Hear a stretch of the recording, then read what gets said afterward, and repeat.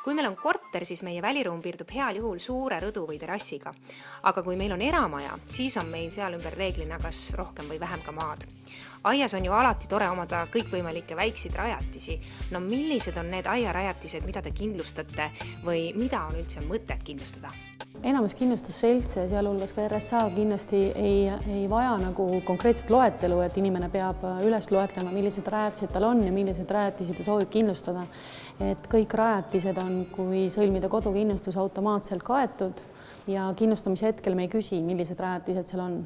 Rajatiste hulka näiteks kuuluvad siis kõik lipumastid, aiad, väravad, välibasseinid, mänguväljakud, valgustid, et kõik sellised asjad on automaatselt kindlustuskaitse all. Aiarajatised on erineva ohtlikkustasemega.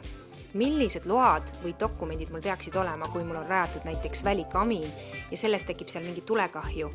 Kui me räägime nüüd välikaminatest ja asjadest, siis on samamoodi, et seal peab kohaliku omavalitsuse heakorra eeskirjad, tuleohutuse eeskirjad, et neid me küsime siis, kui tõesti kahju põhjuseks on see välikamin ja sealt siis lahti pääsenud tuli.